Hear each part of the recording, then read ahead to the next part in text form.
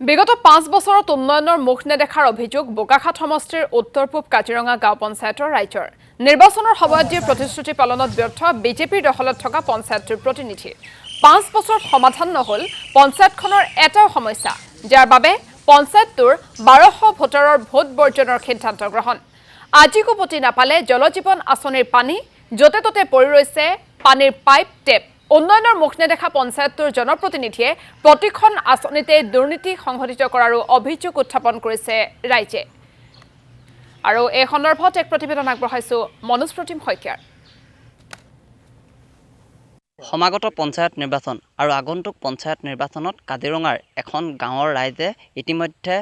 তেওঁলোকে সিদ্ধান্ত গ্ৰহণ কৰিছে ভোট বৰ্জন কৰিব আগন্তুক যেটো পঞ্চায়ত নিৰ্বাচন সেই পঞ্চায়ত নিৰ্বাচনত তেওঁলোকৰ যিসমূহ সমস্যা সেই সমস্যাসমূহ সমাধান নকৰিলে তেওঁলোকে ইতিমধ্যে ভোট বৰ্জন কৰাৰ হুংকাৰ প্ৰদান কৰিছে আৰু এই মুহূৰ্তত আমি কাজিৰঙাৰ যি উত্তৰ পূব কাজিৰঙা গাঁও পঞ্চায়ত সেই গাঁও পঞ্চায়তত আমি এই মুহূৰ্তত উপস্থিত আছোঁ আৰু দেখুৱাইছোঁ আচলতে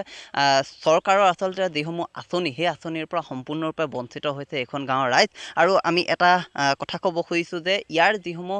সমস্যা সেই সমস্যাসমূহ বিগত 5 বছৰে তেওঁলোকক সমস্যা সমাধানৰ প্ৰতিশ্ৰুতি দিছিলে কিন্তু আজিকোপতি সেই প্ৰতিশ্ৰুতি কেৱল মাত্ৰ প্ৰতিশ্ৰুতি হৈ ৰ'ল আৰু এই মুহূৰ্তত দেখুৱাইছোঁ যে চৰকাৰৰ যিসমূহ আঁচনি প্ৰধানমন্ত্ৰীৰ যিখন আঁচনি জলজীৱন আঁচনি সেই জলজীৱন আঁচনিৰ অৱস্থা আজিও এয়া এই গাঁওখন যথেষ্ট ওখ ঠাইত আছে গতিকে এই মুহূৰ্তত যদি চোৱা যায় যথেষ্ট খোৱা পানীৰ ইয়াত অভাৱ আছে কিন্তু আজিও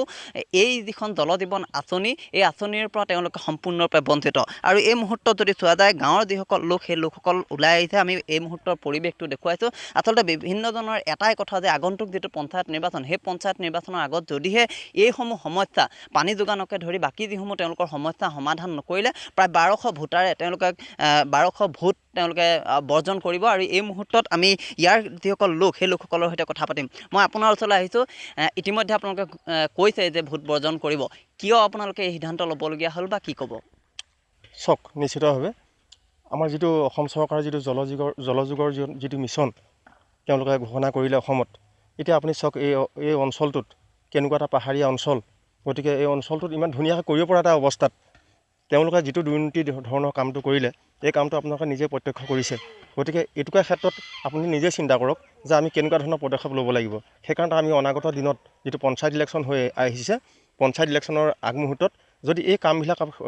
সুচাৰুৰূপে পালন কৰি নিদিয়ে তেওঁলোকে তেতিয়াহ'লে আমি আমাৰ যি এই অঞ্চলত দুটাকৈ ৱাৰ্ড আছে 5 নম্বৰ আৰু 4 নম্বৰ ৱাৰ্ড আছে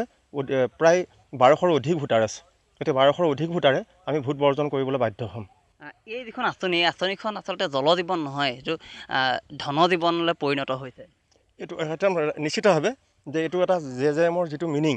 ইয়াত জেপৰ গৰম বাদে আৰু একো নাইকিয়া অসম চৰকাৰে এইটো বস্তুটো মানে তেওঁলোকে মাটিত পুতি পেলাই জাষ্ট এটা পাইপ পুতি দিছে তাৰ পৰা পানী ওলাই নোলাই এইটো পিছৰ কথা কিন্তু তেওঁলোকৰ পকেটহে বেছি গৰম হৈছে য'ত আপোনাৰ 50 টকাৰ এটা 1 মিটাৰৰ কাম হ'ব লাগে সেই জেগাটো 150-200 টকাৰ এটা বিল লৈ পেলাই তেওঁলোকে বুজন পৰিমাণৰ এটা মোটা অংক তেওঁলোকৰ পকেটত ভৰাবলৈ লৈছে য'ত নেকি এটা ডাঙৰ এটা লবি ইয়াত জড়িত হৈ আছে এই ক্ষেত্ৰত কিন্তু পঞ্চায়তৰ যিগৰাকী জনপ্ৰতিনিধি তেখেতে মাত মতাৰ প্ৰয়োজন আছিল আছে নিশ্চিতভাৱে আছে তেখেতে এনে ক্ষেত্ৰত নিজৰ যেতিয়া এলেকাধীন তেওঁ চাব লাগিছিলে ইয়াৰ যদি প্ৰকৃত বস্তুটো ইলিমেণ্ট হৈছে তেওঁ সেইটো দেখুৱাব লাগিছিলে যদি বেয়াকৈ হৈছে সেইটো তেওঁ জলসম্পদ বিভাগক বা জলসিঞ্চন বিভাগক তেওঁ এইটো অৱগত কৰিব লাগিছিলে নিশ্চয়কৈ মই আপোনাৰ ওচৰলৈ আহিছোঁ কি ক'ব বিচাৰিব আচলতে বিভিন্ন সমস্যাৰে জৰ্জৰিত কাজিৰঙাৰ পাণবাৰী আদৰ্শ গাঁও তাৰ পাছতো কিন্তু জনপ্ৰতিনিধিয়ে সম্পূৰ্ণৰূপে নিমাত আচলতে খুব লাজৰ বিষয় মই আগতো কৈছোঁ এই জলজীৱন মিছনটো কিছু ব্যক্তিৰ মন্ত্ৰী MLA তথা ডাঙৰ কণ্ট্ৰেক্টদাৰৰ এটা সোণৰ খনি হৈ পৰিছে য'ত নেকি কামৰ নমুনাটোহে দেখিব তাত কাৰ্যকৰী হোৱা নাই ইমান এটা অসমৰ এটা বৃহৎ ডিপাৰ্টমেণ্টৰ এটা ইমান ভাল কাম প্ৰত্যেক ঘৰে পানী বিশুদ্ধ পানী যোগাৰ ধৰা অসম চৰকাৰে মুখ্যমন্ত্ৰী ডাঙৰীয়াই সভা সমিতিয়ে বাৰে সভা সমিতিত কৈয়ে আছে অসমৰ ৰাইজে প্ৰত্যেকটো বস্তু সময়মতে পাব আয়ুৱে ঘৰৰ পৰা ধৰি মানে জলজীৱন মানে যিমান আছে বিশুদ্ধ পানীলৈকে ঘৰৰ দুৱাৰমুখত বহাই দিব কিন্তু ক'তা এতিয়ালৈকেতো কাৰ্যকৰী হোৱা নাই বিশেষকৈ কাজিৰঙা আপোনালোকে জানে ৱাইল্ড এনিমেল প্লেচ ইমান কষ্টত মানুহখিনি হাতী মানুহৰ মাজত সংঘাত কৰি বহুত কষ্টত মানে জীৱন যাপন কৰিছে যদি খোৱা পানী কোনো সময়মতে নাপায় তেতিয়াহ'লে এইটো এটা বৰ আচৰিত লগা কথা গতিকে অসমৰ মুখ্যমন্ত্ৰী ডাঙৰীয়াক আমি ইয়াৰ পৰাই অনুৰোধ কৰিছোঁ এই দপ্তৰৰ দায়িত্বত থকা জয়ন্ত মল্লৱ বৰুৱাক অতি শীঘ্ৰে আপুনি তেওঁক কথাটো অৱগত কৰি এই আঁচনিখন সোনকালে ৰূপায়ণ কৰিবলৈ আমি অনুসূচিত আজি যুৱ ছাত্ৰ পৰিষদৰ পৰা আৰু দাবী জনাইছোঁ আপোনালোকে চাব আমাৰ ভিডিঅ' ফুটেজ আছে য'ত নেকি 2.5 মিটাৰ 2.5 ফুট 3 ফুট এই পাইপটো পুতিব লাগে তোৰ এবেগেট আৰু মনোজ প্ৰতিম শইকীয়া ৰাইজৰ সমস্যাৰ বিষয়ে আপুনি জনালে আপোনাক ধন্যবাদ জ্ঞাপন কৰিছোঁ